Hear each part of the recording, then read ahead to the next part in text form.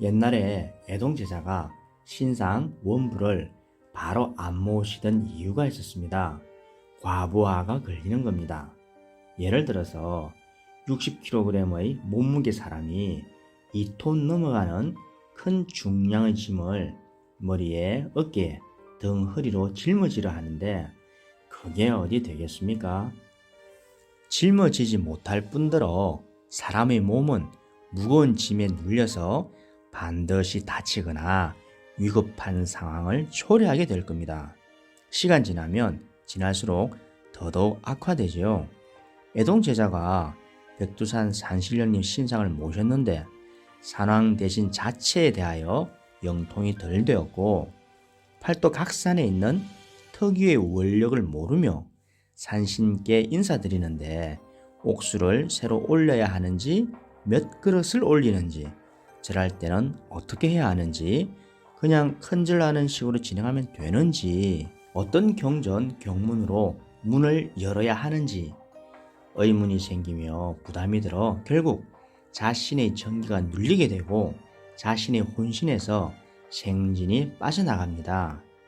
여기다가 혹시라도 그 신상이나 불상이 신선생님의 일방적 권유로 모셨거나 자신이 영을 받아서 모시긴 하였는데 경험 부족으로 자세하게 살피지 못한 채 인연 아닌 신상을 모시게 된 것이라면 그 답답함과 고통이 필설로 헤어나기 어려운 정도로 가중되어 가죠.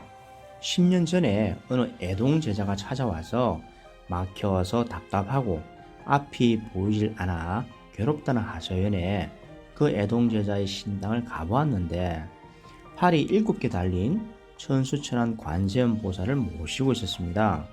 이제 내림풋한 지 석 달 된 애동제자에게 신선생님은 원부를 모셔주었더군요. 그것도 팔이 7개 달린. 그 애동제자 얼마나 막막하고 힘들었을까요? 그 원부를 볼 때마다 어지럽고 몸이 가위 눌리듯 길을 못 폈었다 합니다. 이래야 옛날에는 글문으로 모시게 된 이유이죠. 종이에 신령님 명호를 쓴 글문을 모시며 차츰차츰 영통하고 이해하면서 나중에 한 분씩 신상 원불로 모셨었습니다. 그러나 예외적인 경우도 있었는데 태화 신상 원불을 신선생님께 물려받아 모시는 경우라든지 그렇지는 않지만 확실한 자신 속에서 신령님 공수가 있었고 특정 신상을 꼭 모셔야 했으며 신선생님의 원력을 도움받아 신령님 태화나 신상을 한 번에 3분 이내에서 조심스럽게 모시기도 했었습니다. 이런 정도까지는 아니었지만 무구, 즉 방울, 부채, 오방기 등을 갖출 때도 애동제자 자신이 영을 확실하게 받아서 만물상을 직접 방문하여 자신이 꿈에서 받은 무구, 화경으로 본 무구, 가슴 속에서 보자마자 기쁨과 격정에 벅차오르는 무구를 분명하게 잡아서 그 자리에서 느끼며 확인하여 신선생님의 동의 속에 구입하기도 했었습니다. 이렇게 하지 않았거나 이렇게 했어도 훗날 구설수에 휘말리면 신상 원불에서 그리고 자신 속에서 이른바 영이 뜨게 됩니다. 정신은 먹통이 되고 몸수는 아파오죠. 요즘 세상은 다소 변화가 생겨서 화려한 것을 좋아하고 높은 것을 바로 모시고자 하는데 이해는 합니다. 그렇게 할 수도 있습니다. 하지만 대단히 주의해야 할 겁니다.